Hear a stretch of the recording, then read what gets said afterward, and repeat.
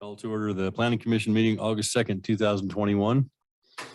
Call to order, please. Knack. Friedrichs. Yes, here. Yeah. Here. Sarter. Here. Keeney. Present. Whitehouse. Here. McCaffrey. Present. Thank you, everyone, for being here tonight. Any additions or deletions from the agenda? Okay. Public forum, public's invited to speak on something that's not on the agenda.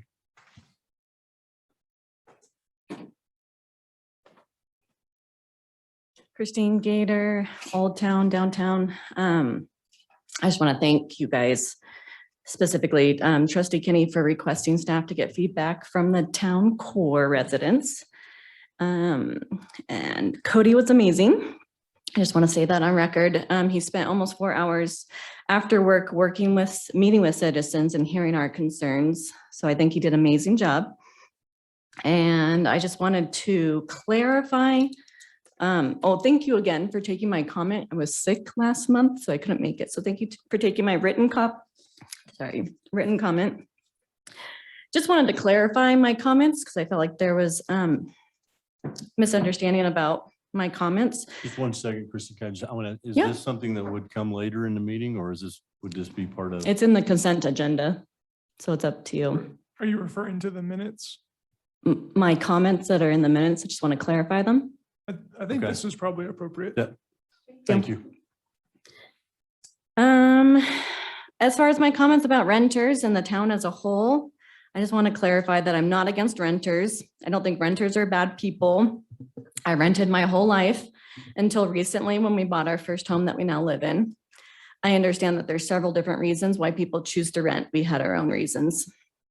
I was just trying to differentiate between attached homes like apartments, townhouses, fourplexes, and duplexes versus the mission homes that I mentioned, which are the small square footage, single family detached homes that are also medium density. So I didn't want to say low density versus medium density since I'm in support of the mission homes, which are medium density. So I guess I should rephrase what I said in my comments and say attached homes instead of rentals or renters. So to clarify, just statistically speaking, Sergeant Raridan in his sheriff report at the 727 board meeting presented a chart that shows that they get the most calls to the police from the apartments.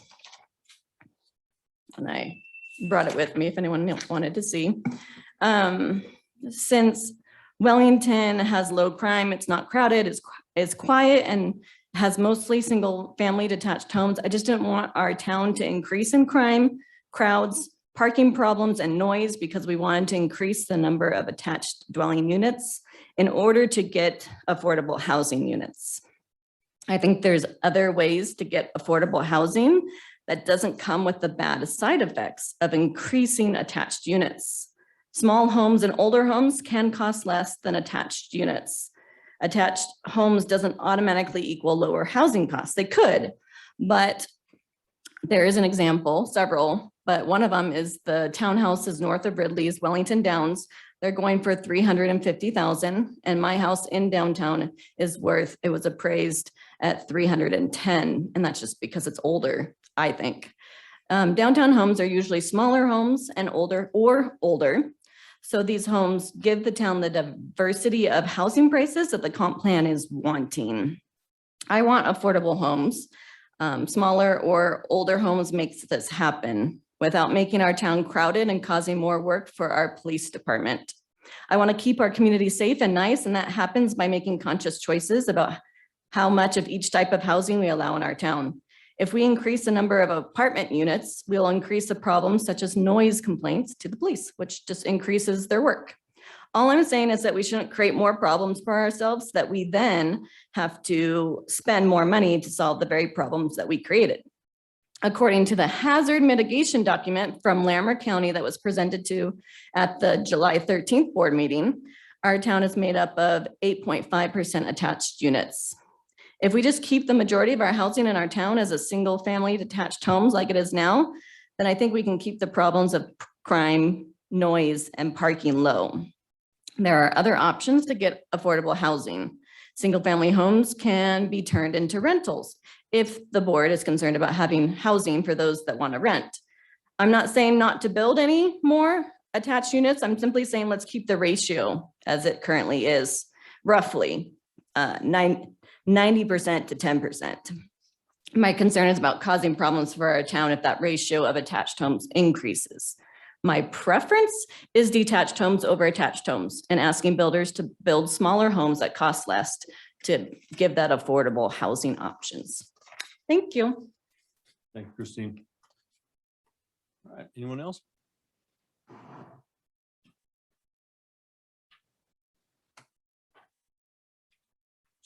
Sherry Leeper, 3802 Harrison. I'm here once again to state my opposition to the commercialization of Harrison and McKinley Avenues. That would actually go in our next, when we go to the Oh, public. I'm at the wrong one again. Okay, I'll sit down. Stop before you get too far. That way you don't say it 3 times. I appreciate that. You I'm bet. trying to save your voice. All right, consideration of minutes. Do we have a motion?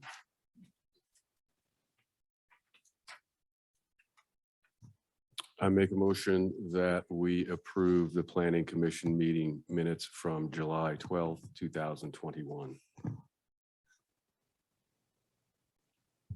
Second. Roll call, please. Commissioner Fredericks, Hammond, Yes. Sarter, Yes. Guinea, Yes. Whitehouse, Yes. McCaffrey. Yes. Thank you. Okay, new business, public hearing, consider adoption of Wellington Comprehensive Plan 2021. Mr. Byrd, the floor is yours. Thank you, Mr. Chairman. Cody Bird, Planning Director for Town of Wellington. I wanted to just kind of briefly give a highlight of kind of the comprehensive plan, where we're at.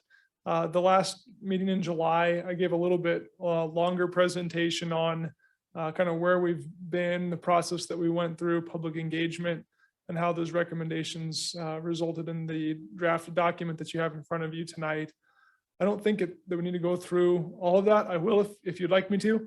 But I think in light of the fact that at the last meeting, what we did was hear some public testimony, and following public comments at the July meeting, the Planning Commission chose to continue the public hearing to tonight to allow staff some engagement time with the downtown residents.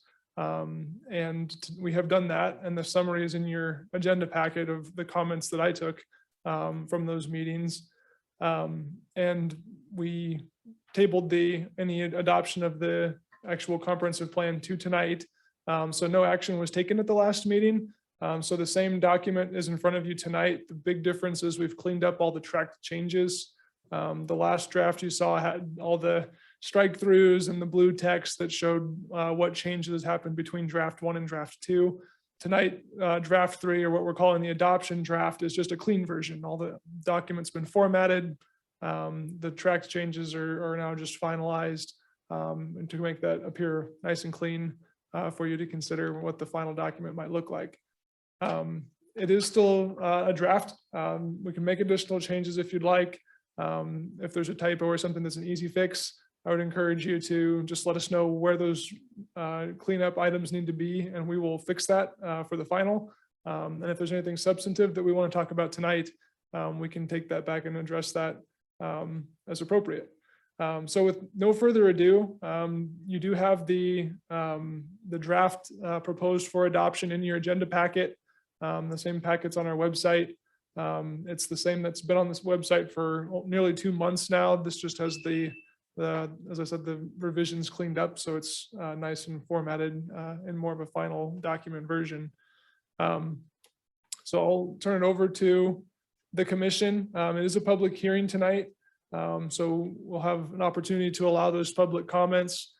Following the public comment period, Chairman, you can close the public hearing, and then the commission and staff can address those comments once all the comments are heard. Any questions on the procedure? Thank you, Mr. Byrd. Thank you. Any questions? Well, I mean, it's clear that a bunch of work has gone into this from the last meeting to this. I mean, all the stuff about implementation has been added and fleshed out and all the terms. So, I mean, I recognize this probably was a substantial amount of work. So that's a lot of stuff to do. So thank you. Thank you.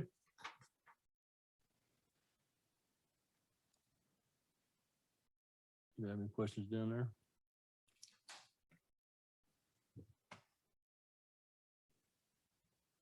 Mr. Mayor? I think, I mean, you've, like Mrs. Gator said, you've sat down and visited with people and heard concerns and to work on some of these things, right? To try to make a appeal, to their concern. I mean, I got this list here in the back. If we get there, you think we got there?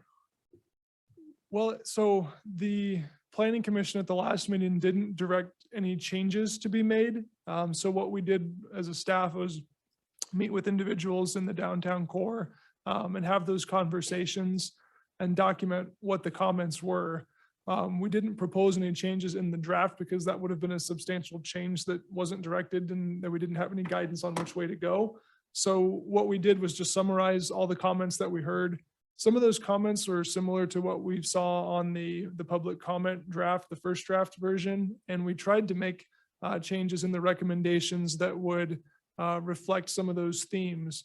Some of the key themes that we heard in the public draft and in this downtown resident engagement were limit the height of buildings. There was some confusion on how high buildings were intended to go or how many stories were proposed in the downtown.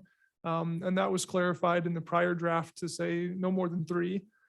We have heard some additional feedback that said, maybe 3 is too many for the residential streets, Harrison and McKinley. That's something that could be considered. Other themes, go ahead, Mayor. But you got a note on Harrison and McKinley that you're going to keep the architectural depictions and the aesthetics the same. So they're not going to be a 3-story building down there. Correct. Well, that's the proposal. I feel like I just got a lot louder. The other recommendation was to keep any new development or redevelopment in the old part of town, the downtown, to match the existing character and surroundings to kind of honor that historical perspective of the community. Some really great comments came out of the downtown resident engagement that spoke to, there were some, to be honest, it was kind of divided. There were some that said, a residential use being converted to a business use may be okay if we keep the character the same, keep the building the same, Right. residential architecture. Others were very opposed to it. So there was kind of 1.5 sides to that. The one side was kind of a maybe and the other side was a no, we don't really want that. One of the suggestions that came out of those meetings was that we could look at, right now we've defined Harrison and McKinley from First Street to Sixth Street. And one of the proposals that we heard was, well, can we rethink that geographical area? Maybe it's just the areas closer to First and Sixth Street, but Fourth to Second may not need to be converted or allowed to convert to commercial uses, but maybe keep that as residential. That's an option that we can consider. It would just be a geographical change on a map with the same recommendations that we've put forth already.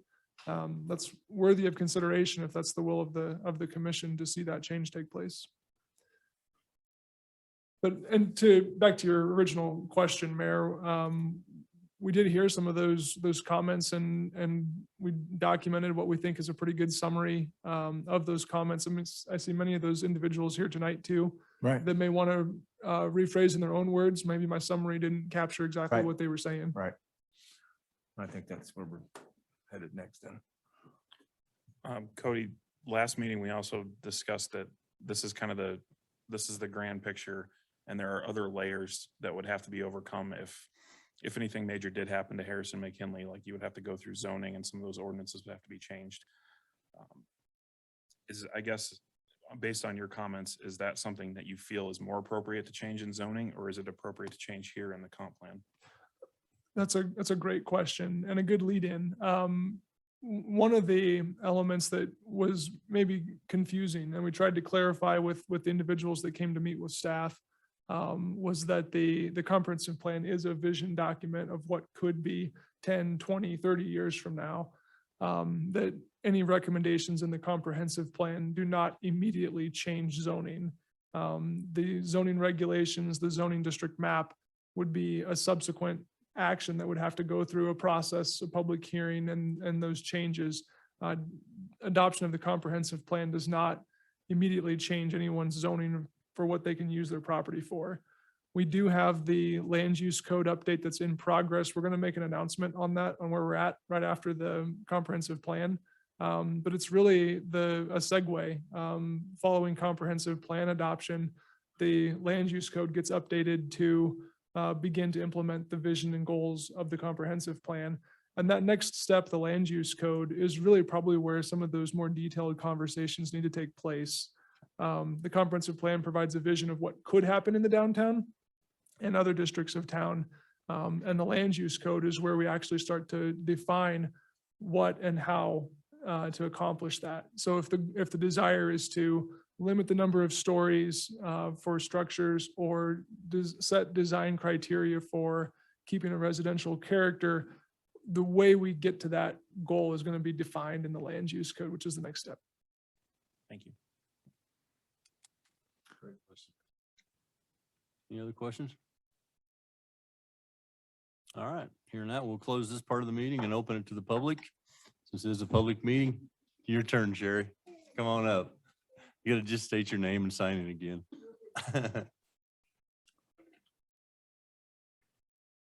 Sherry Leeper, 3802 Harrison.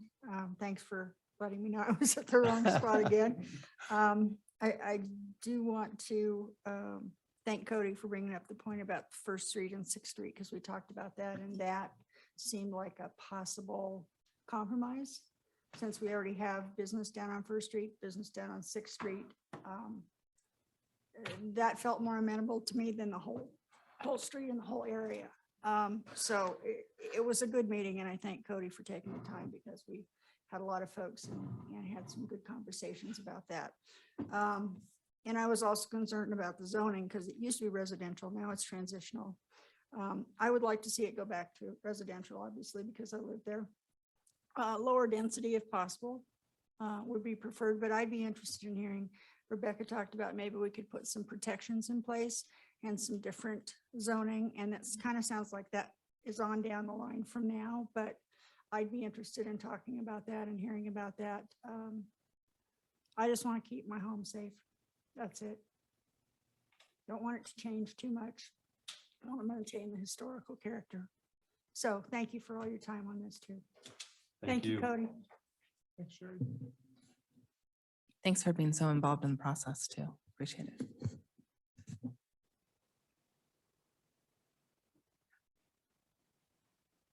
I assume she's coming up the long way. Kind of tight on this side.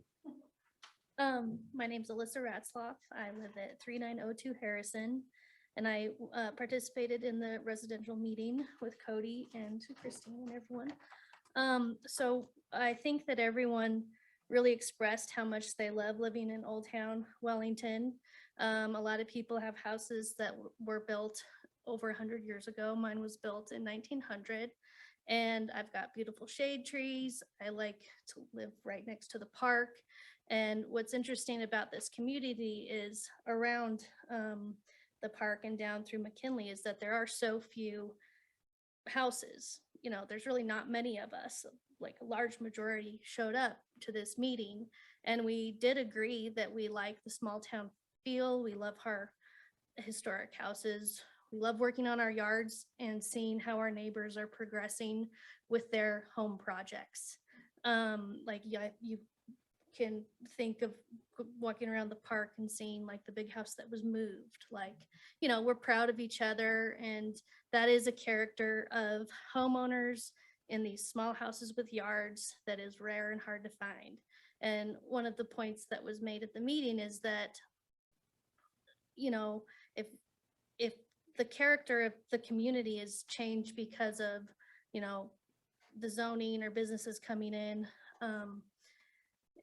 we might be priced out of moving to a different part of Wellington just because the new houses are more expensive than the older homes are, some 2 bedrooms, 1 bath, one that went on the market this week. So I just think that I heard a lot of people say like what businesses we would like to see. Like not everyone is opposed to, a great little cafe or anything moving in. That seems fine, but I don't know that the controls are in place to meet the character as we enjoy it right now. And that, and the other point I wanted to make is that there are so few homes. They don't have garages. They don't have driveways with multiple parking. A lot of people have converted part of their yard to park their cars. But just when there is a town event, parking is limited. There's a few homes with a lot of small children that the streets are crowded and they're running their bikes in and out of the driveway and going to the park. Like that's a little riskier situation for them. So I see that for a grand idea of an expanded downtown, there are limits for just the number of homes that are involved here. And then my final point is, my wheels are turning of like, where are we talking here for future development? And on my block between 4th and 5th, the giant old Victorian home. So whatever buildings end up going in anywhere around Wellington, I like the idea of keeping a small old town vibe in a new building, which has happened in many different communities I've seen go up in Fort Collins. So that consideration should be made that it matches what we already got. So thank you. Thank you, Alyssa.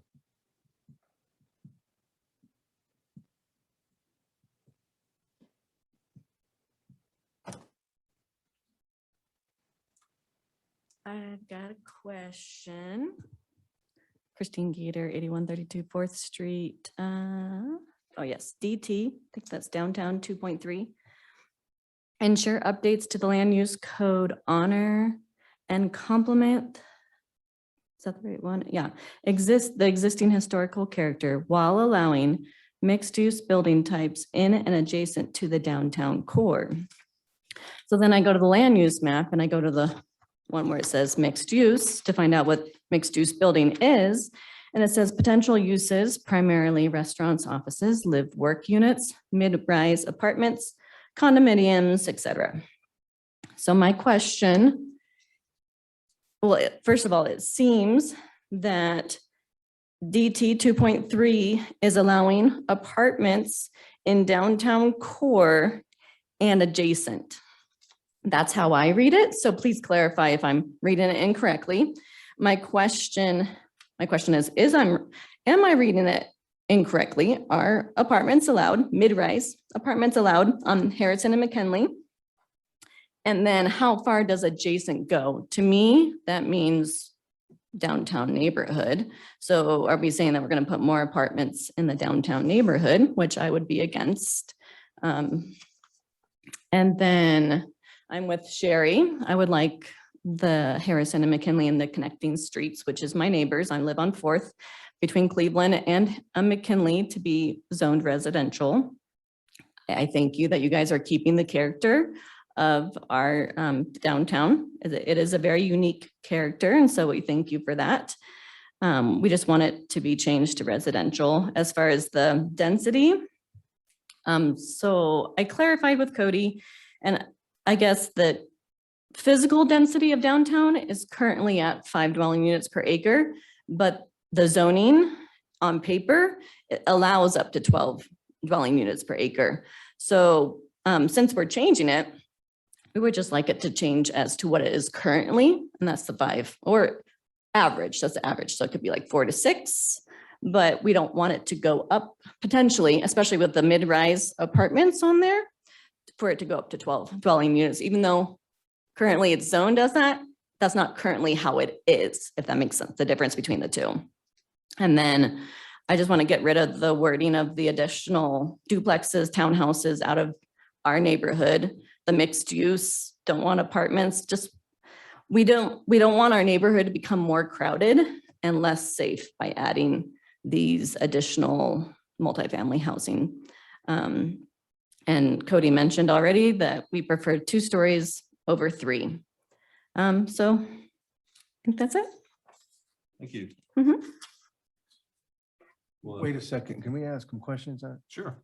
I was gonna let Cody answer the question when we're done. Sure. Okay, I just, No, that's are fine. you against 3-story buildings on Main Street? I don't think it keeps with the character of the two-story houses. Well, I get Below. that, but there's a little bit of a difference here between Main Street and McKinley and Harrison. Right. And I mean, it's more commercial Main Street. We Yes. can agree on that, right? Yes. Okay. And you can't, those lots are not very big on Main Street. So if somebody wanted to come in and do a scrape and build and put up a new building, there's the footprint's not very big. Like, for instance, between Thistle and the Connects. there's 3 lots there. This is 3. yeah. Yeah, you can't even build a building there. So they gotta have an option to go up because there's just not the room. So I think that's why we're pushing for 3 downtown on a, more commercial feel, but not necessarily, not on McKinley and Harrison. I mean, I don't think that's. I guess to anybody's- clarify, that would be fine if it's a business offices or something. I just wouldn't want renters. So no mixed use, no offices and then have a few apartments up here. You really don't like that. Okay. All right. Thank you. Even on Main Street. Correct. All right. Sorry to jump on that, Cody. Good to catch it while the topic is fresh. There you go. My notes, I have gonna go back and Sure. catch everything.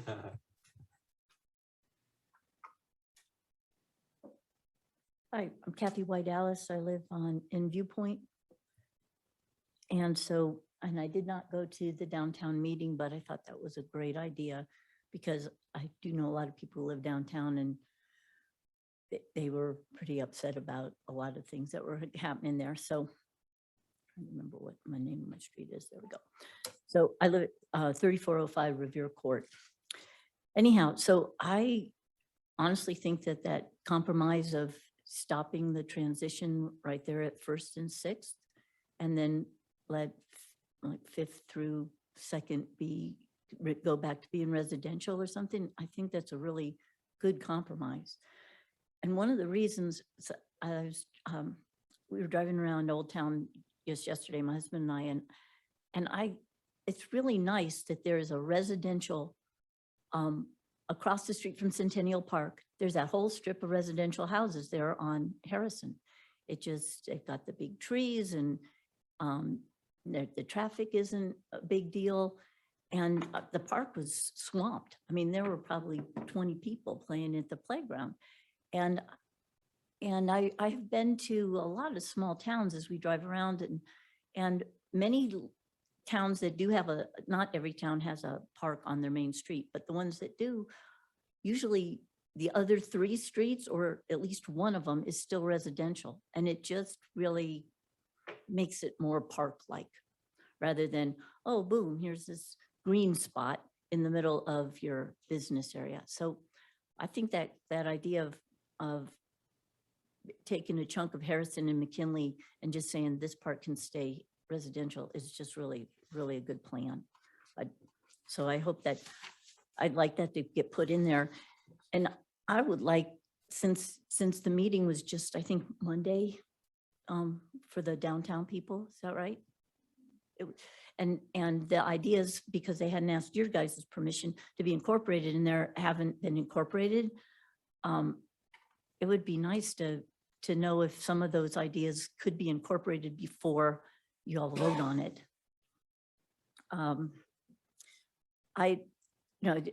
With the typos and stuff, there's one part that I've brought up numerous times where it says that 93% of Wellington residents own their own homes. And that's very interesting to me because 27% are under 18.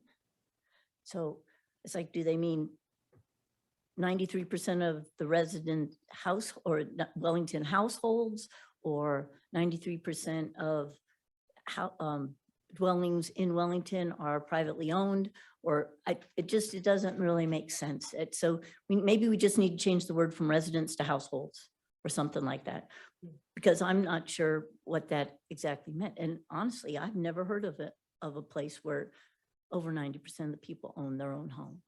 I'd never lived any place like that. I'm thoroughly amazed. And I think that's one of the reasons why we have such small town charm and safety. And the other big main thing besides the small town stuff and the safety is friendliness. And that, I think that all goes along together with people owning their own house. And I'm not against people renting either. I mean, I didn't own a house till I was 40 years old. So, but there's a difference between renting houses, which at some point the owner of the house gets tired of renting it and says, okay, I'm going to sell it now. So even if it's kind of dilapidated, somebody can come in and fix it up, and it can either become another rental or you got another single family house. But that never happens with apartment buildings. You know, townhouse, my son bought a townhouse when he got into grad school. And he looked all over because if too many people are renting, you can't get a loan for the townhouse, you know, at the lower rates and stuff, and the government loans and stuff like that. So it's really is beneficial to the town to have more people own where they're living than to rent. I mean, you have to rent sometimes, but I think we shouldn't discourage this by saying, oh, let's put up some apartments and more family, multi-resident places, because they end up just getting dilapidated, and then they do become very affordable housing, but they also become the places where there's the sheriffs are making their their little visits and stuff. Because I looked at that there was 4 out of the top 10 places that the sheriff's department had to make calls were apartments, either the ones down on the interstate up by Baumgart's and on First Street. I can't remember where the 4th one was, but and then the rest were all one residence, and all the rest were businesses along 6th Street, basically. So that's where our safety problems are there. We really have a really safe town, and to keep increasing density. And that was one other thing, is that right now where the high school's going in, that's still the county, and it's just our GMA, right? And so when somebody wants to build there and wants it to be part of the town, they're gonna have to ask for it to be annexed. Is that correct? Mm-hmm. So right now, if somebody wanted to build there, they'd have to go under whatever the county rules are, zoning, or would they? No, they would recommend They them would- to come to town of Wellington. They would come to Wellington and say, annex this so we can build something. Well, if looking at the future land use map, it looks like the chunk of Wellington that we have now from, you know, down by GW Bush all the way up to past Buffalo Creek is basically single family, low density housing. And then west of town and around the high school is all this medium density stuff. So if we don't encourage low density over by the high school also, I mean, I realize that there's a range of medium density that goes from fairly low to 12 units. But it's going to separate the town into 2 chunks. It used to be called the wrong side of the tracks, but pretty soon there'll be one side of the town that's going to be crowded. And then there's going to be the older part of town, you know, the Viewpoint and the downtown and Buffalo Creek and that, and the east side.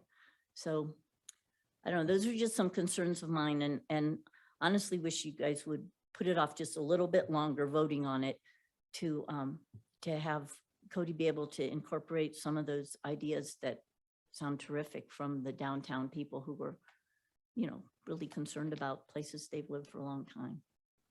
Anyhow. Oh, one other thing. I still have a problem with the vision.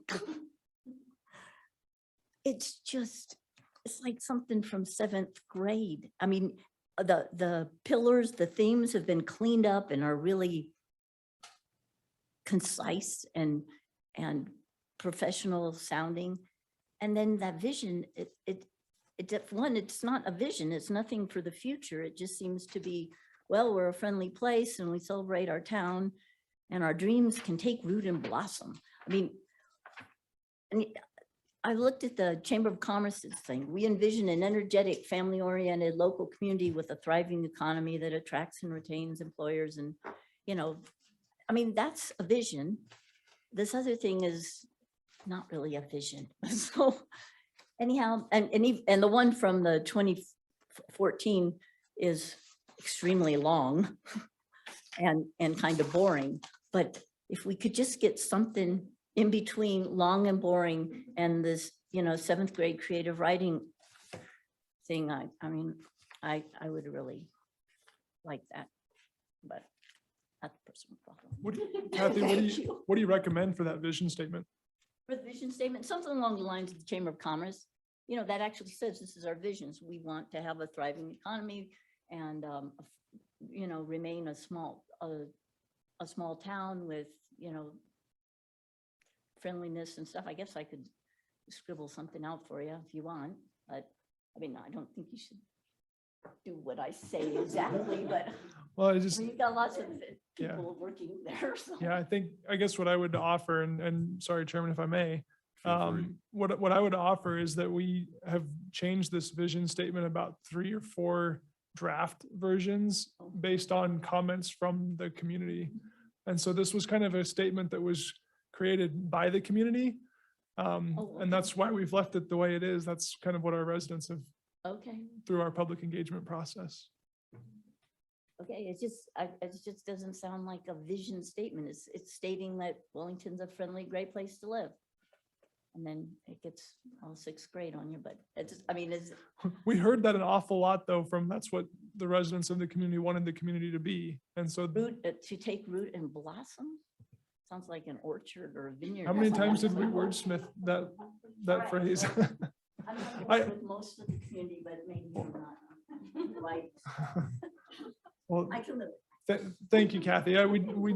We did go and make several changes through multiple drafts on that statement based on feedback directly from residents. And you made a lot of changes in those 4 pillars.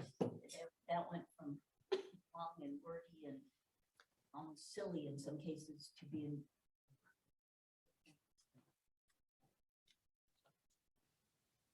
Thank you. Thanks, Kathy. Anyone else? Oops, somebody's moving.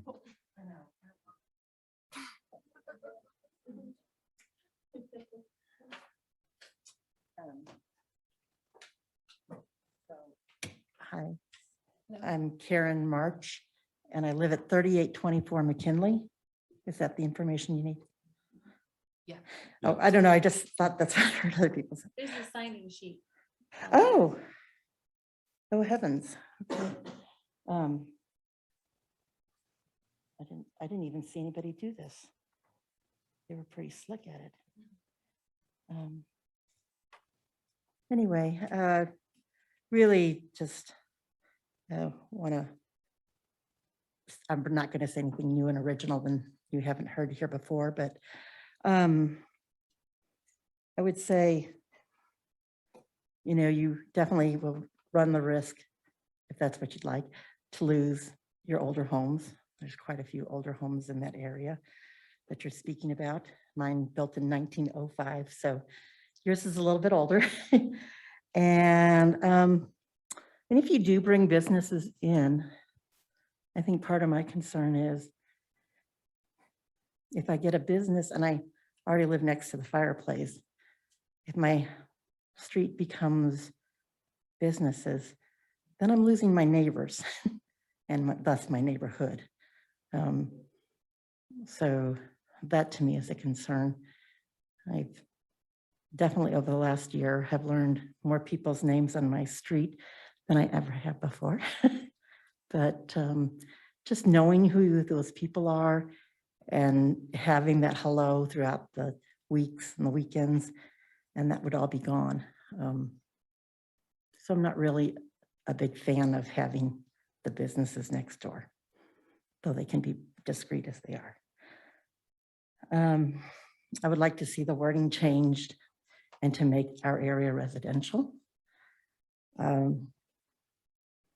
And to clarify that.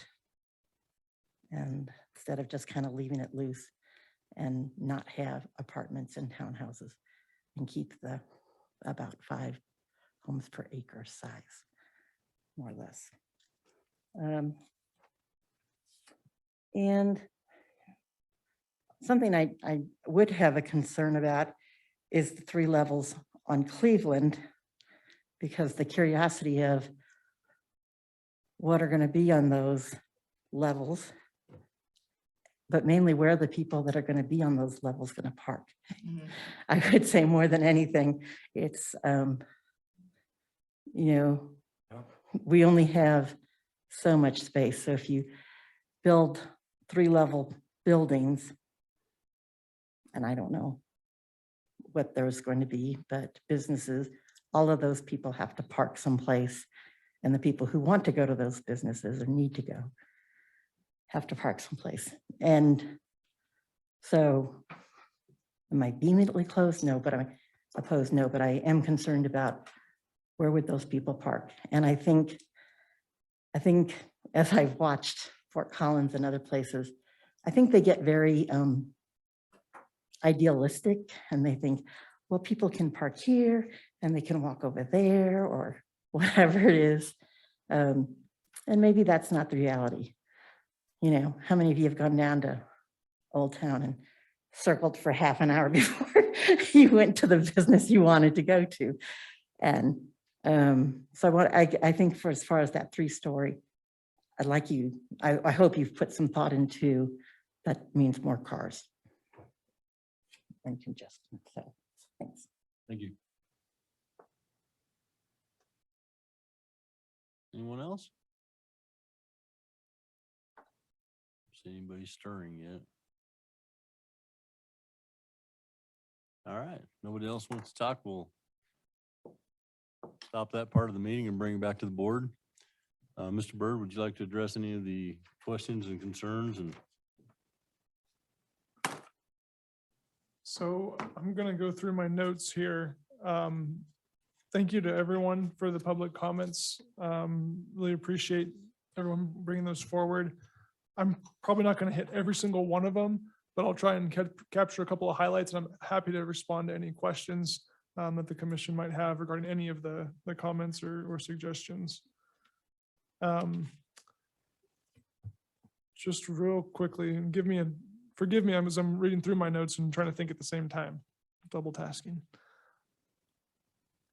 There was a comment about the transitional zone district going back to residential instead of going to commercial, which is what the current zoning code provides.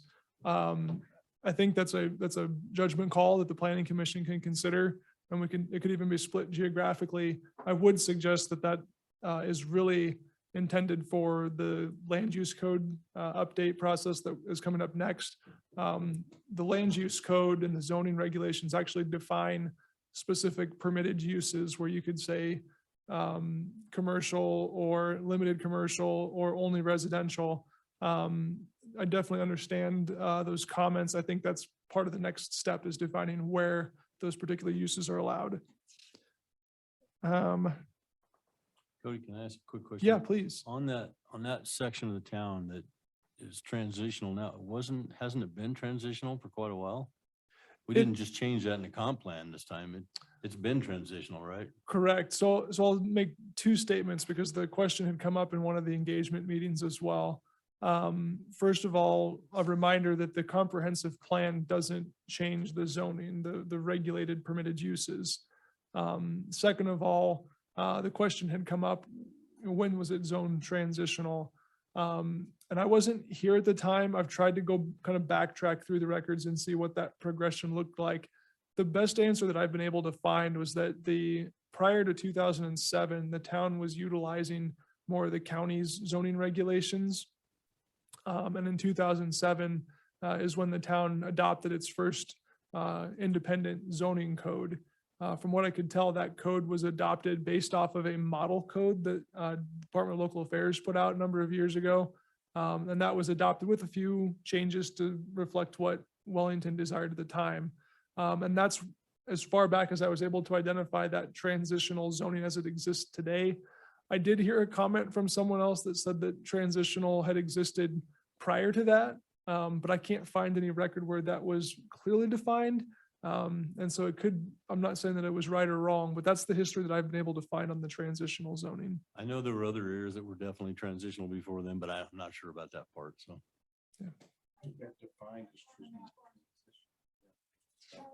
Is it-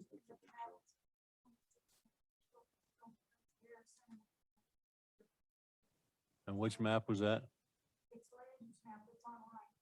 Oh, okay.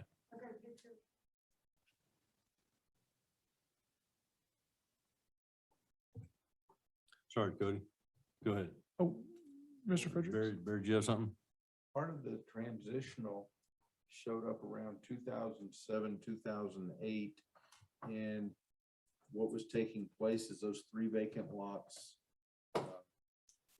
over by NAC Automotive.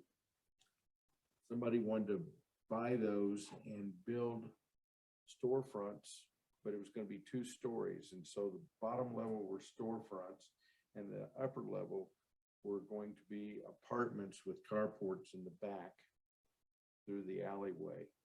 And that's when they decided that maybe we need something in the way of transitional so that it could be residential and commercial on Cleveland all at the same time.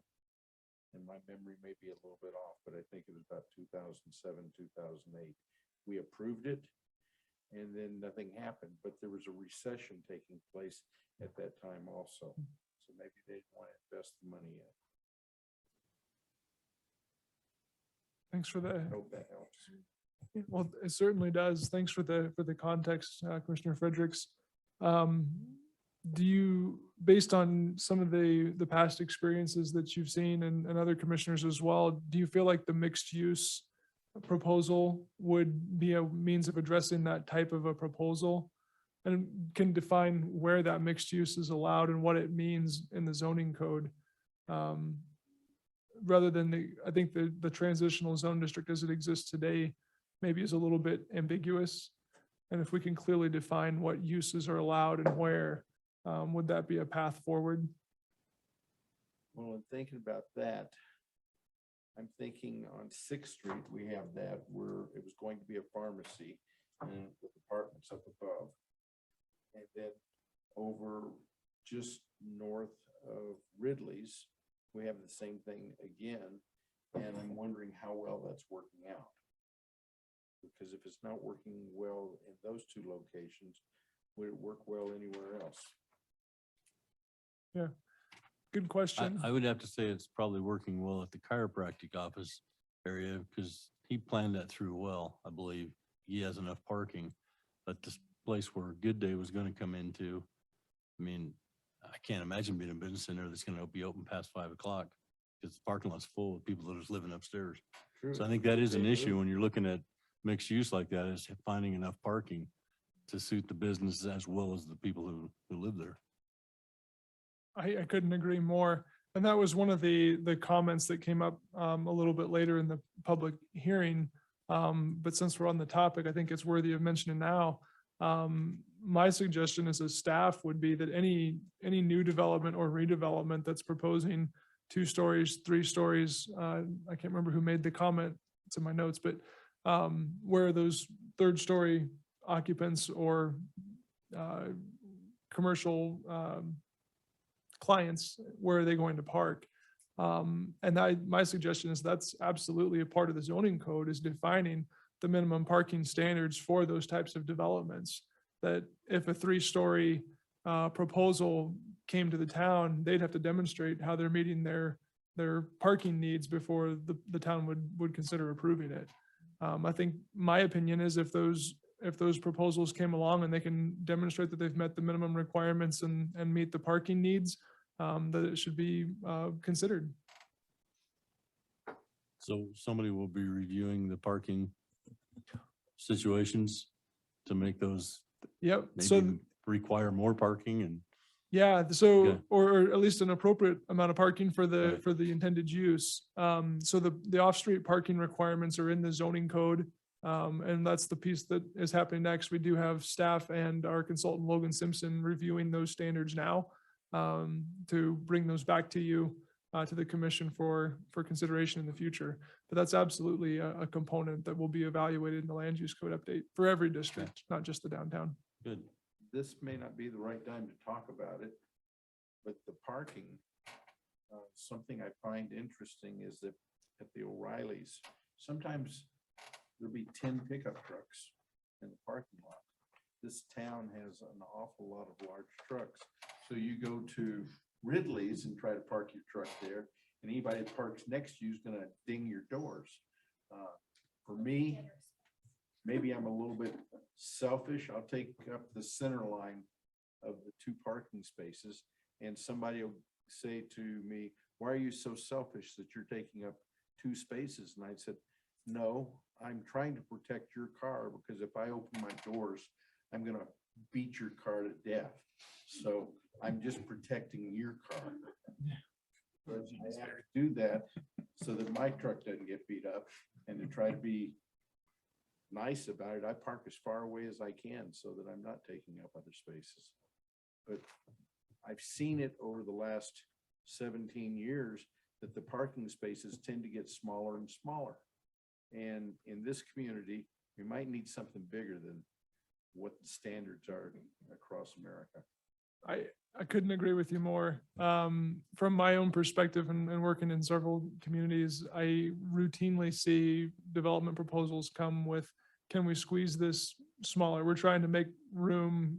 Can we squeeze the parking? Can we make the parking spaces 17 feet instead of 20 feet? Can we call them all compact spaces? And I routinely say no. How's that work for your Suburban? Yeah, exactly.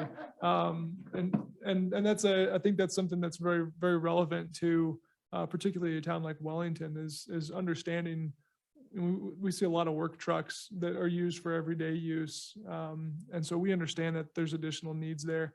The town's current parking standards require 9 feet wide by 20 feet deep, which is generally enough, if implemented correctly, is generally enough to provide room for even those Suburbans and 4-door pickups to operate. Even the extended cabs maybe hang over a little bit, especially with the hitch. I'm more concerned about the width. Yeah, and we could look at going to 10 feet. 10 feet by 20 feet would be large in comparison to many other communities, but understanding what our residents drive and what our visitors drive, I think it's definitely worthy of considering for any new development. Good points. As I continue on through my notes, there were a couple comments about the downtown owners being invested in their homes in the downtown. I think that's a great point. And I think that, I think our vision in the comprehensive plan supports that. It does propose allowing some additional limited uses based on character and preserving the appearance of the neighborhood. But we do fully respect some of the concerns that were brought up and are mentioned in the summary of engagement notes in the back of your agenda packet, that there's some concerns about a business being next to or in that downtown neighborhood, not being the same as having a neighbor to go and borrow a cup of sugar, or the kids play in the yard after hours or what have you. So we understand that, and that's a very fair comment. Pride in the downtown, I couldn't agree more. I'd like the comment that the downtown, the homes in the downtown are part of the historic community feel that makes Wellington have this small town character and charm. I think that's a really great comment that probably is not reflected yet in we've identified the small town character, but the idea that it's because of the downtown residences and the historic homes, I don't think that's captured in this vision document, but I thought that was a really great comment. And then, if any, I think a follow-up was if any new uses are allowed in those areas, that they need to keep the vibe of the small town character and charm of the small town residences. And I thought that was great too. One of the comments was seeking clarification on the mixed uses and where mixed uses would be allowed. Again, I think that conversation around what's allowed in a mixed use zone, what those development standards might look like, building heights, architectural requirements, I think all those are topics that will be covered in the zoning code and the land use code update.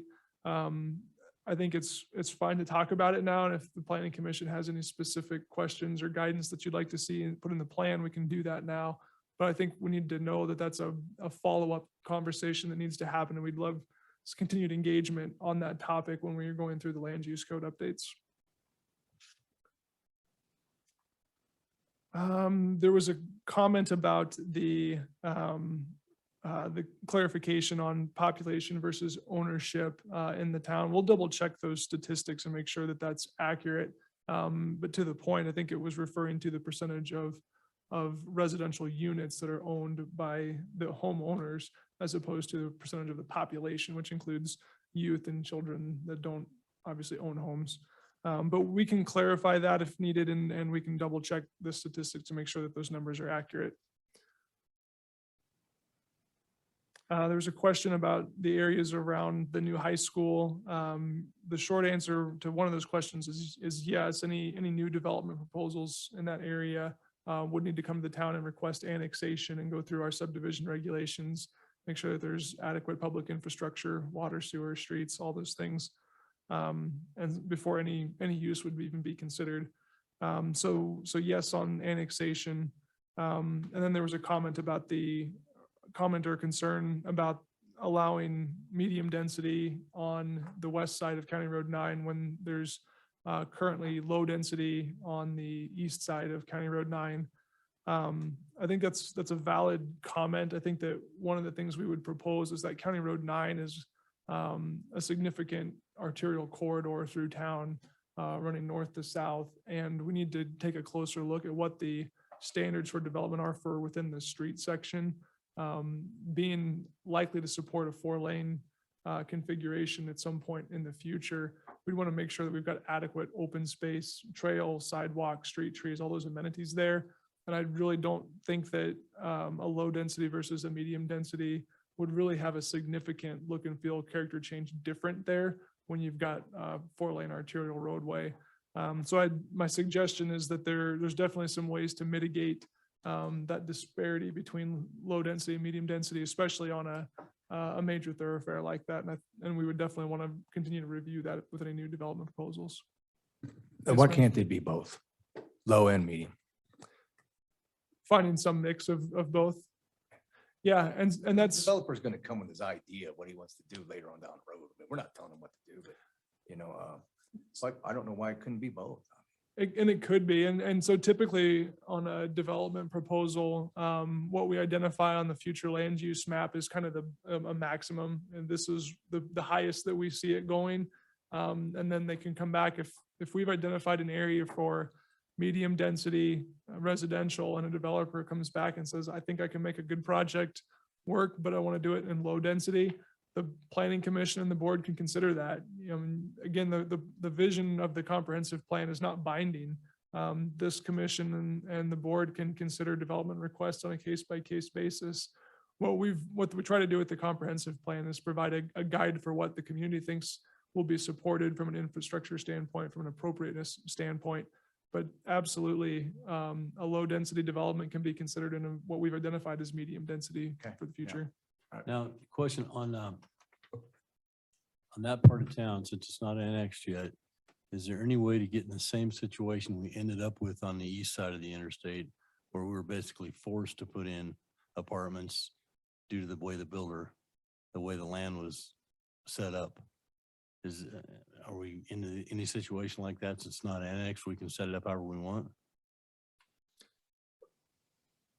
I think so. I'm not certain I Well, fully on understand. this part over here, when that developer came in, he Mhm. wanted to build the homes, but the way that side of town was set up, and I don't remember if it was transitional or what it was in, but it could have been 100% apartments. And they threatened us with a lawsuit to make them all apartments. So we had to give in to some apartments and to get the single dwellings we got there.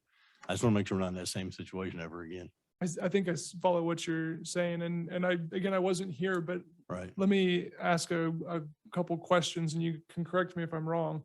But I think at that time, the area east of the highway was largely identified as commercial. There was a Wellington Downs racetrack considered at one Yeah, point. I And don't- yeah. I'm sure that That was maybe around not 2000. and it maybe never had any real merit to pursue. I'm not 100% certain, I wasn't here. But if that area was all zoned commercial, the town's zoning code for commercial, for highway commercial did allow apartments as a permitted use by right. And in 2015 or 16, I think, again, before I got here, but I've tried to go back through the code and find these things. I think in 2015 or 16, the town actually took action to amend the zoning code and took that residential use out of the C3 highway commercial and made it a conditional approval, so that someone could come in and request that, but it was not allowed by right. Okay, I just wanted to make sure. Yeah, so It was a mess. it sounds like it was a little bit of a struggle. And so I guess from where we're at today, the C3 highway commercial allows residential and apartments and multifamily as a conditional use, meaning they have to come back and seek a special approval to allow that. What I would suggest is, as part of our land use code update, and we'll be reviewing all of our zoning districts, I've specifically recommended evaluating very closely the 3 commercial zones that are currently in our code to identify what are the appropriate uses for those spaces. Today I wouldn't necessarily support residential or apartments for that highway commercial zone. I think that's the highest and best use for the town standpoint is the commercial and retail uses. But that the mixed uses might be more appropriate along Highway 1, County Road 9, around the school, where the infrastructure will be in place to support that, and where you need to have some more variety of retail neighborhood service shops that aren't just relying on traffic from the interstate highway. So we'll be taking a close look at the land use and zoning code and proposing some recommendations, and this commission and the board will get to take a look at that and do some fine tuning. Good.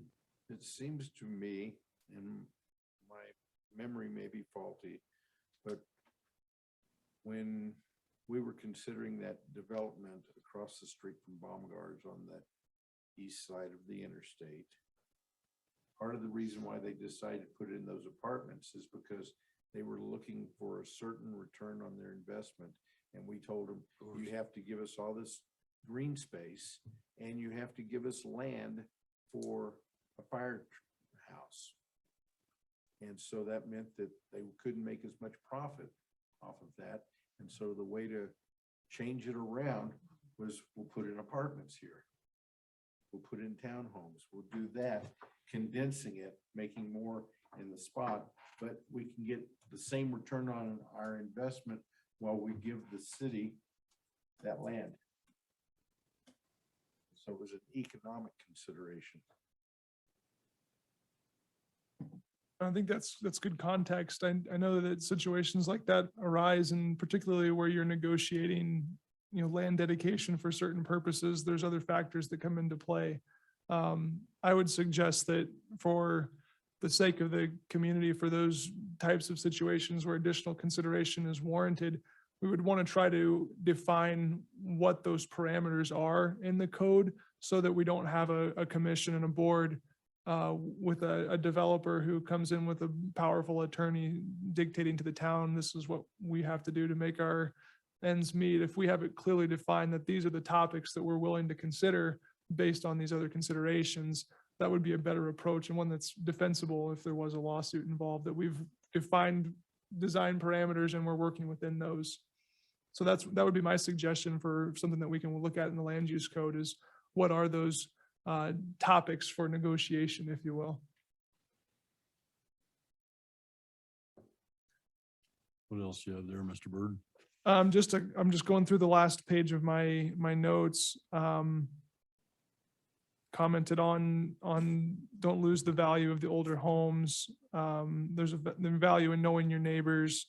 And then again, the desire to keep some of the areas along Harrison McKinley residential and not allow commercial uses. And then the parking considerations, again, which we touched on, and we've kind of come full circle on, I think. So those were my notes. Again, I kind of went through them pretty quickly. I know I didn't catch every single one of them, but I'm happy to address any other questions that might come up. Just a comment quickly to play devil's advocate on that residential. the number of home-based businesses because of COVID are through the roof. People are not commuting anymore to large offices. So what happens when we turn this residential on Harrison McKinley to not allow any commercial-based businesses, and 10% of the residents in that neighborhood decide they're just going to start working from home, and they remodel their homes into tax attorney offices or nail salons? We're going to be right back here in 5 years with a whole new crop of angry residents because our code dictates no businesses in the downtown core.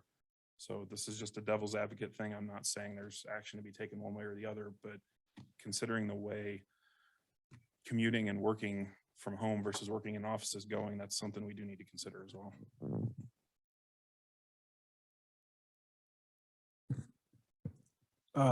How many homes in that area? Is there a historic registry? There is, the state has the Historic Preservation Office that homes or historic properties can be put on the national or state historic register. To the best of my knowledge, there's no homes on the historic register. Okay. I think Papa's Table and the hotel are the two properties that are on one or the other of the historic. So there's no limitations there, is what I'm trying to get, because to get a historic home, you can only do so much with approval and all that kind of thing. Gotta go to the historic society and all that kind of jazz. I owned one a long time ago, but Yeah. so, and some homes on those, on those, and I've been around a long time on these roads, they look the same since I've been here too. Some of them, there's nothing really unique about some homes. And what if somebody wanted to come and buy a home and scrape it and build a new one? Can they do that? Currently, that's permissible. There's no restrictions in the town code that says that someone can't redevelop a site. That's something that is worthy of consideration. If that's a desire of the commission, we can evaluate that and make some recommendations. Historic preservation is typically something that's going to be a standalone chapter in your zoning code. And we would need to probably take some steps for identifying what historic preservation means to the community. We do have the state and national historic registers. Those criteria, there's a couple different criteria to get on those lists. It's usually a local decision on how to pursue those, especially at a local level. If there's something that's of value to the community, we can preserve our own history and heritage through local controls without the state and national registers as well. So that's typically a local decision that we have to make on our own on how we want to proceed. Well, I do want to make a comment about, Troy asking whether someone could purchase a home and scrape it and build something new. I mean, I think, you could buy a home that, like I can suggest that our home doesn't have a foundation, and after over 100 years, it's a little wonky. There is no easy way to fix that home. So the question is, I think we have to be very careful about tying the hands of someone who may purchase a property in the future that, oh, by the way, are we protecting everyone's rights equally? Or, Eric, Commissioner Sarter brought up that comment about, I think we need to have stuff that's general enough to provide guidance, but I think we have to be careful about saying you cannot ever do this, because an ever is a really long time. And so I don't believe that is how this document reads. I mean, it is trying to provide guidance and vision. And it does sound like the teeth or the regulatory aspect is in the land use code. So. Yeah, that's correct. And before I forget, I just got a comment in my ear that the folks streaming at home are having a hard time hearing some of the commissioners. So if you could please speak directly into your microphone for the rest of the comments. What I was going to offer too for historic preservation, and I'm an advocate for historic preservation. There's definitely structures that are worthy of saving. Not all are, and those are usually the decisions that are tough to make. But I will tell you from my past experience, it's definitely something to be considered very carefully. I've worked on projects where buildings were added to the state or national register of historic places, and then we had a contractor came in who was offering a very generous donation to replace all the windows with a more efficient style of window, and the SHPO, the State Historic Preservation Office, came back and said, oh, no, you can't do that. It's a historic building. You have to use period pieces. And so they had to put in wood framed single pane windows that are very, and if they got them watertight, but they were still not energy efficient, and their heating and cooling costs were very high. And the roof was shake shingles that they had to replace with shake shingles instead of a new composite. And these are very difficult things because some of those older buildings do have significant repair issues that need to be addressed from a safety standpoint. And the available funding for historic properties does not always match the cost of the requirements to replace with like materials. So long and short, I would simply say that the town needs to consider very carefully how to preserve our historic properties, that the historic designation is not necessarily the only way to preserve the history and the character of the community, but thoughtful reinvestment in an existing home may be a more prudent approach. So it sounds like to me that the majority, if not all of the issues that have been brought to us over the last month or two are pretty much taken care of in the land use code with the guidelines from the comp plan. I mean, Yeah, pretty much everything that's been mentioned tonight is somewhat taken care of in the land use code, depending on how it's done. And Yes, if I we see can what you're have the saying. comp plan guide that a little bit, i.e. lots of notes of things that we talked about. Yeah, I do believe that the high level guidance of the comprehensive plan has addressed many of these issues, and the finer details that need to be worked out for building height, architectural requirements, historic preservation desires. I think a lot of these topics are the sharpen the pencil and really put the detail in the land use code from a regulatory standpoint. But the vision for the comprehensive plan, I think, covers most of these topics.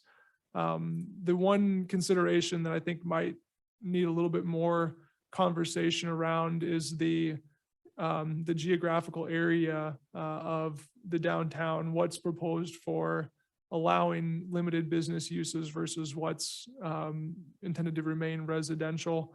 That is part of the zoning on a parcel by parcel basis. The Planning Commission can look at which properties are zoned, Old Town neighborhood for residential versus Old Town core for business uses. You can look right down to the individual ownership parcel to make that determination on the zoning map. That's not what we're doing tonight. So there's still additional steps to get there. But I would point out that one of the recommendations in the downtown section of the comprehensive plan is to conduct an area study of the downtown corridor and dig a little deeper into that. So I think that would be another, next step. If we're okay with the vision for now, that next study for the downtown corridor would be a way to further refine what those uses are, where those boundaries may lie, and put some additional recommendations together specific to the downtown corridor as opposed to the town as a whole.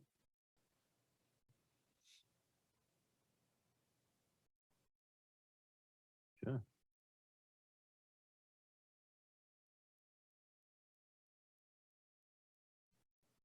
What do you want to do? I have some comments. If we're Sure. done with question and answer from Cody.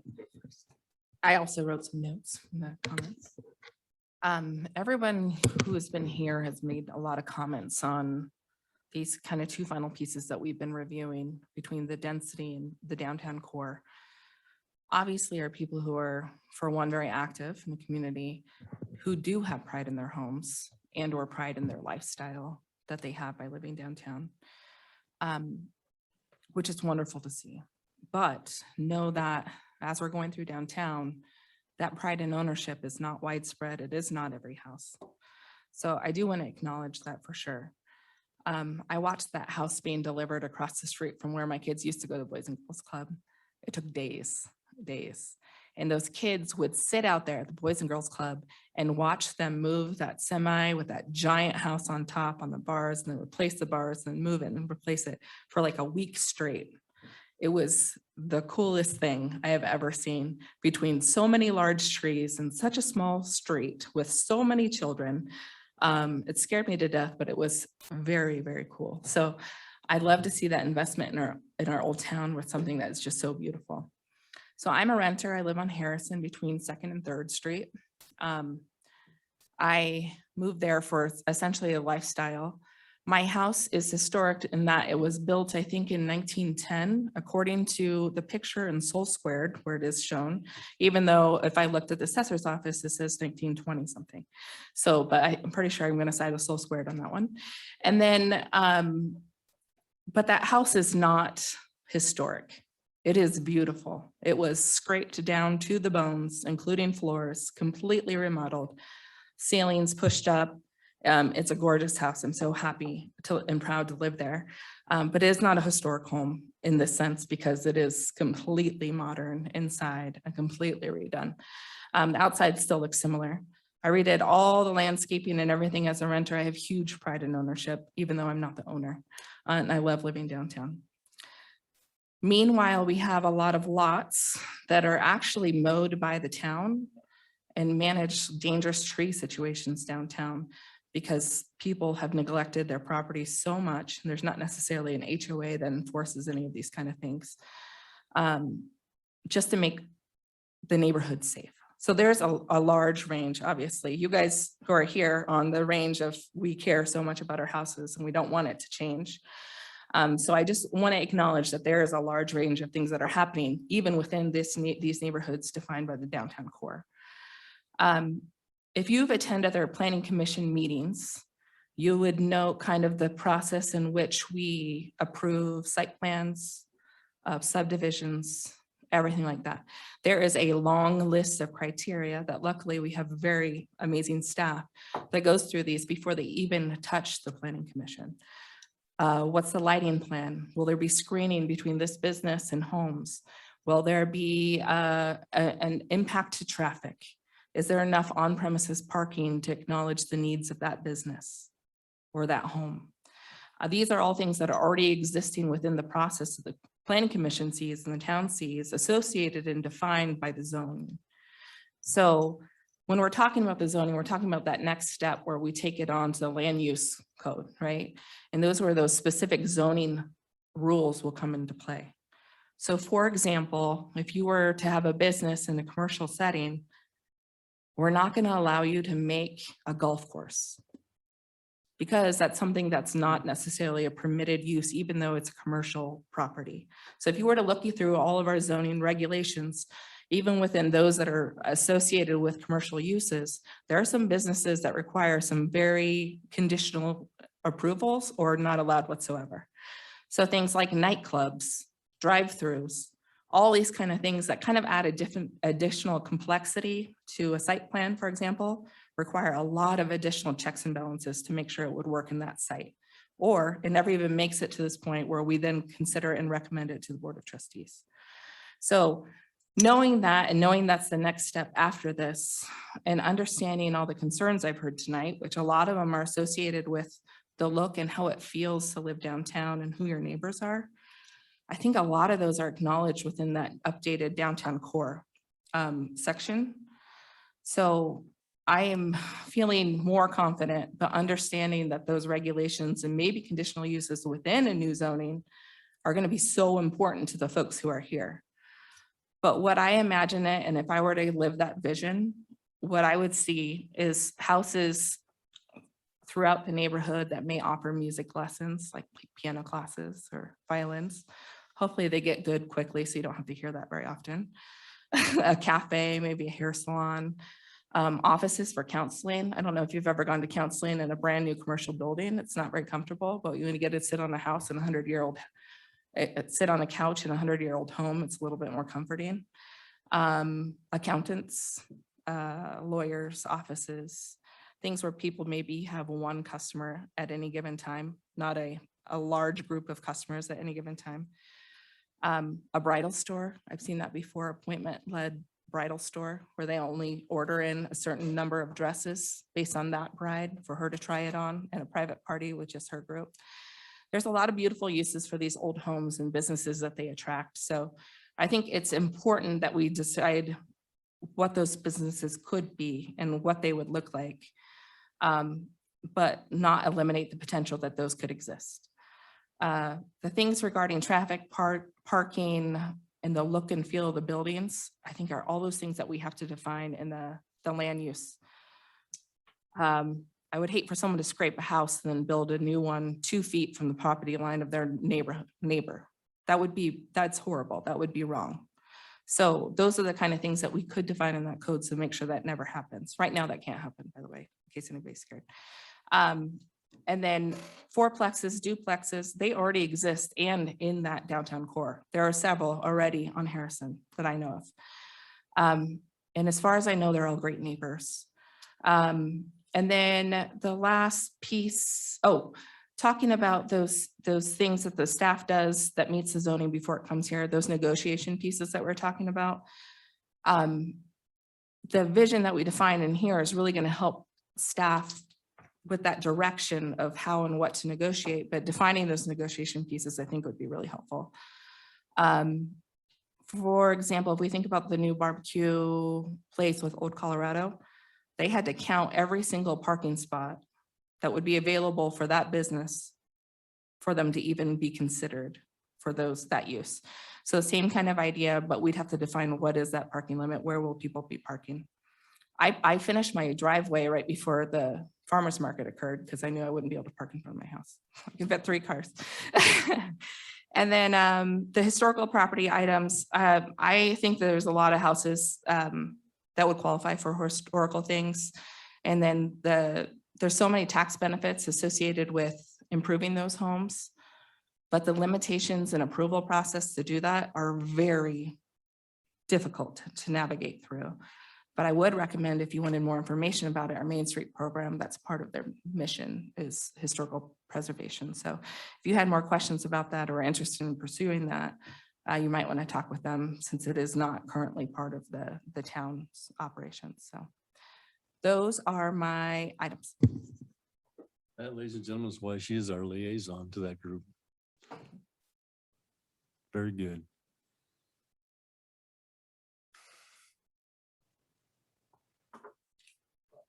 Well, I have I guess a final question for Mr. Byrd. I mean, obviously there's a recent meeting that just occurred with the folks in this area.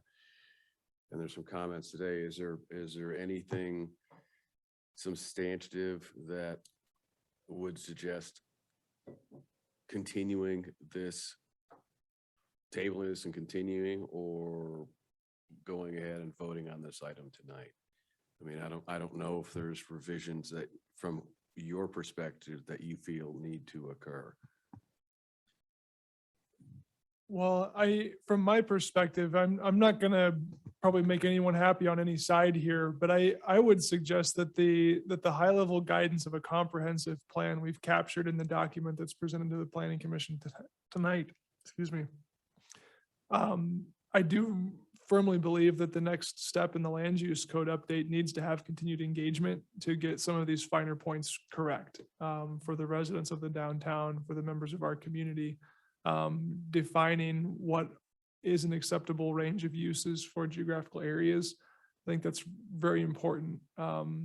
Defining, again, the comprehensive plan sets a range of densities for these areas, and the zoning code can whittle that down, refine it a little bit more.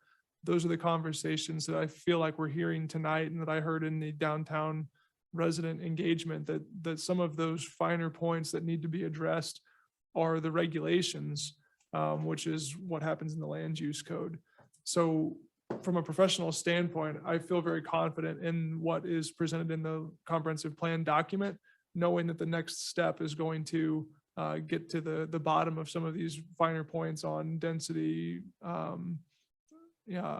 building heights, architectural considerations, historical character. All of those things are really the regulations that are defined in the zoning code, and that would be where I would encourage those residents to continue to engage and be a part of those conversations. To follow up on that, Cody, you'd mentioned kind of digging in more about the downtown core and doing an independent study for some of the the downtown discussions that have come up. Is that independent of the comp plan? Or should we put a condition on the approval? If we decide to approve this tonight and adopt it, can you add a condition to that? That would carry over to the land use and the zoning to make sure that that happens? I don't know if that would help ease anybody to just see it formally, like we are going to do this. It's not just something that we're talking about in a meeting right now. Like it's a conditional use of this comp plan being adopted, is that we then go on to do the downtown study. So I hear what you're saying, and I'm going to try to answer this really carefully. So the planning commission is the body that adopts the comprehensive plan. The board of trustees is the body that makes financial budgetary decisions. And so a downtown area study would likely involve at least some level of involvement from outside consultants that would require funding. And so the commission can't really obligate the board of trustees. You can't condition or require the board to spend money. Okay, that makes sense. That And answers so it. that's the kind of technical response. But what I would also offer is that that is one of the recommendations of the comprehensive plan, is to move forward with a downtown study. The timing could be a consideration. It was actually it was originally proposed in the budget for this year, and it's one of those that got considered for, can that slide to 2022? Let's keep a close eye on our fiscal obligations for the community. We will be evaluating the budget here fairly soon, and we'll have that conversation again to see if that project gets funded in 2022 or a future year. But it's identified as a recommendation in the comprehensive plan. So if nothing else, you've got staff that's going to come back to the planning commission and the board and say, guys, we said we were going to do this. When are we going to do that? Or do we need to modify the plan? Okay, yeah, just a little peace of mind so that people understand that that's a feasible next step and it's Yeah. already in the works. Okay, awesome, thank you. Very good question. Well, it sounds like it's not feasible. It's actually, it's it's happening. actually written down. Yep. So, Perfect. and I want to say, Mr. Byrd, I mean, thank you for clarifying some of the differences between the document we're looking at and discussing tonight. And we haven't really touched about, I know the land use code is the next step in this process. And, you know, I should say myself, not really familiar with what that is, except I understand it's a regulatory document. So I think clarifying what this does and what the next steps do for me certainly helped me understand a little better. So thank you. Of course. Based on everything you've heard tonight, do we have a motion? I'll make a motion to adopt resolution PC 01-2021, adopting the Wellington Comprehensive Plan 2021 as the official master plan for the town of Wellington. Second. Pull our mic down. So. Roll call, please. Commissioner McCaffrey, Yes. Whitehouse, Yes. Kinney, Yes. Sarter, Yes. Hammond, Yes. Friedrichs. No. Motion passes. Thank you, everyone, for being here tonight. Thank you for all your feedback, and hopefully you stay involved with the next step of this land use code, which hopefully you can see that we're up here trying to make the right decisions for the town and for you guys. So thank you for being here. Any announcements, Cody? We do have an announcement, and I would invite and encourage those that were here for the comprehensive plan to stick around for this. We'll try and keep it brief. We won't go too long, but we do have an announcement, just kind of what that next step on the zoning and land use code updates is going to look like. We just about scheduled a work session for tonight to do this, but we didn't want to do that without checking with you first. But I've got Jennifer Gardner from Logan Simpson is here to say a few words, but what we really want to do is just kind of segue this conversation into those next steps, which is the land use code. I'll do a quick introduction, Jennifer, and then if you want to jump in with any additional points. This next step in the land use code update, we're taking our entire zoning code, subdivision regulations, and annexation chapters of the municipal code. That's the meat and potatoes of our land use regulations. And we've been evaluating those. We've got a lot of drafting already in progress. Some of the pieces that relate to the zoning districts and the intent, the list of permitted uses is something that we've been waiting for the comprehensive plan to guide that. Based on tonight's action, we're going to continue to work on drafting those zoning district regulations to bring back to the planning commission to consider. What we'd like to do is start rolling this out in pieces. It's a lot of text for the planning commission to go through and read and understand and work with how it relates back to the comprehensive plan and implements the vision of the comprehensive plan. What we'd like to do, if it's agreeable to the planning commission, is we'd like to start scheduling work sessions every month to go through those code proposed revisions and start bringing that to you in kind of packets so you can see everything and ask us questions as we work through that. And then at the end, we'd bring the whole document together in a presentable format for a public hearing for adoption.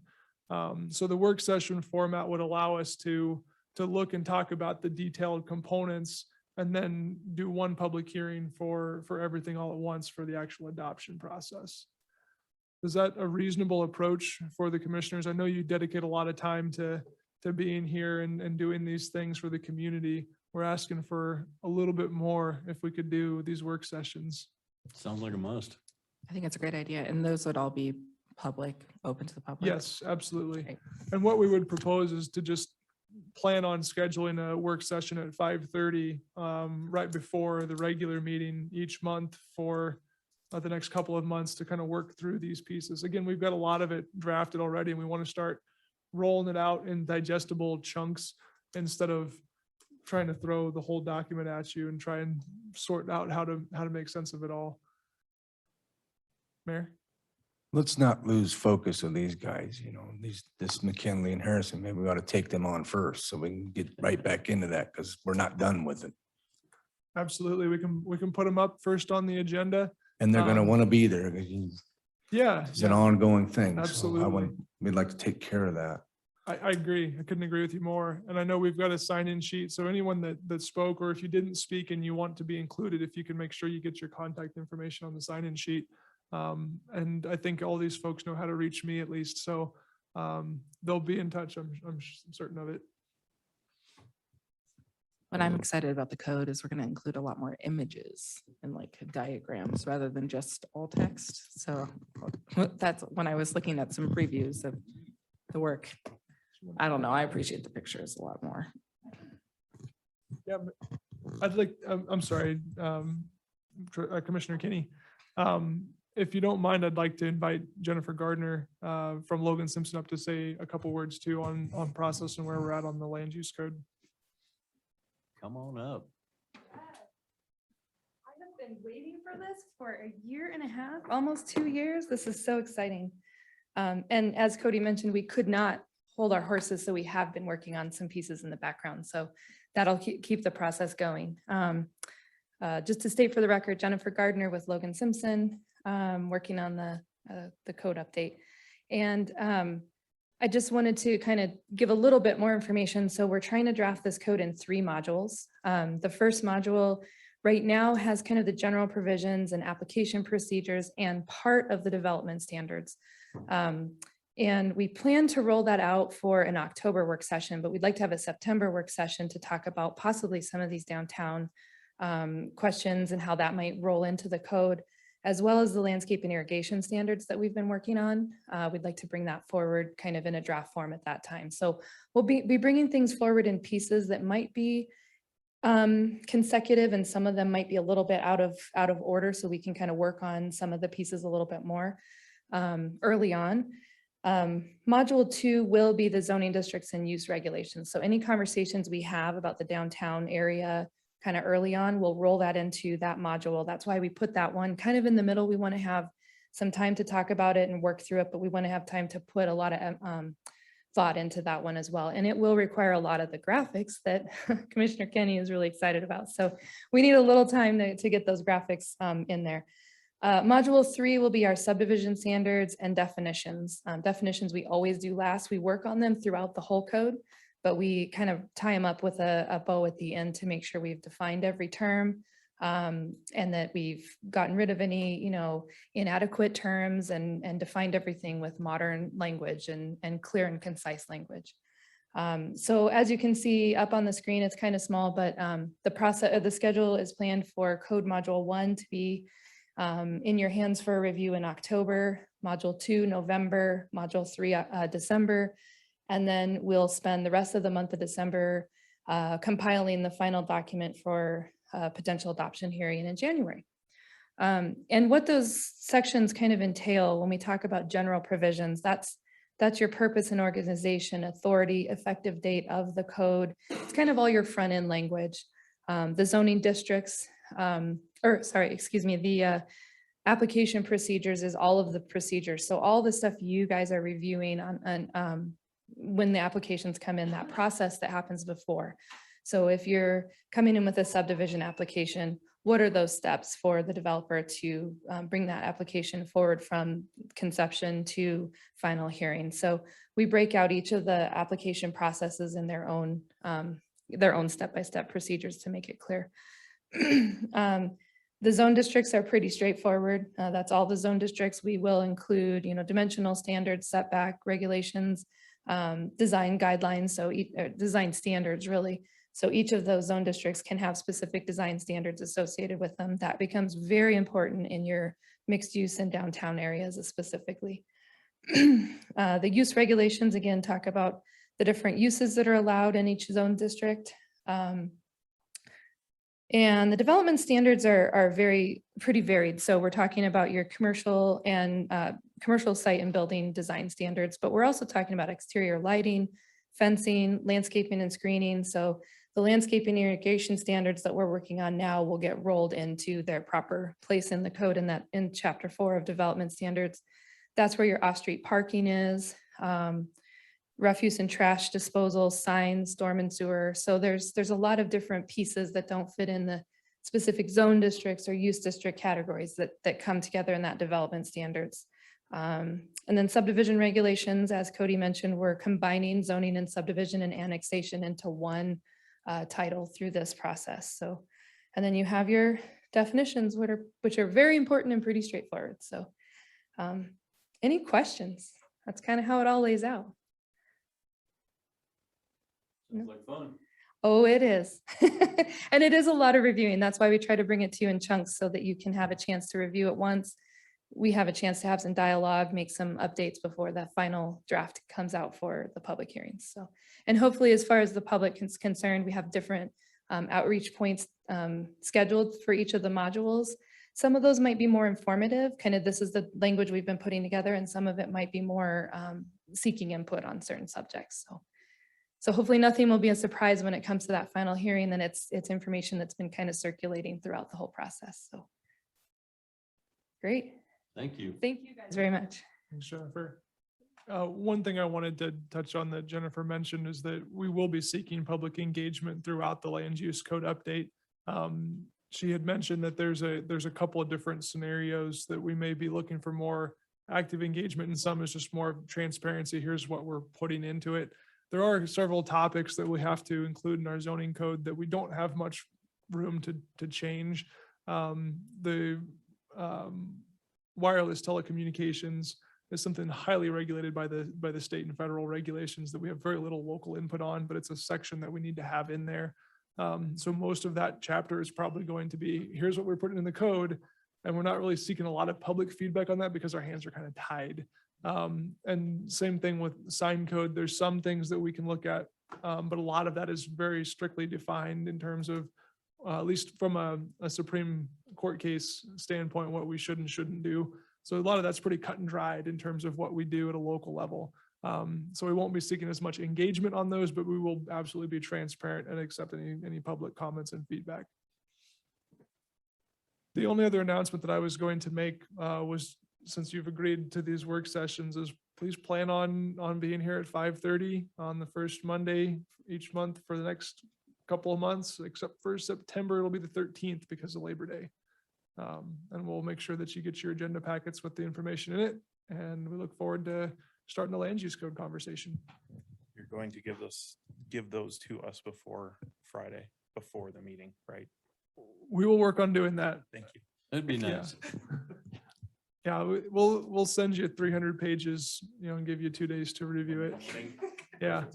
We'll work on getting that out. And that's part of the reason too, we wanted to kind of present it in chunks was it's not that we have to solve every problem that night, but if we have a discussion about it, we can bring it back up and further refine.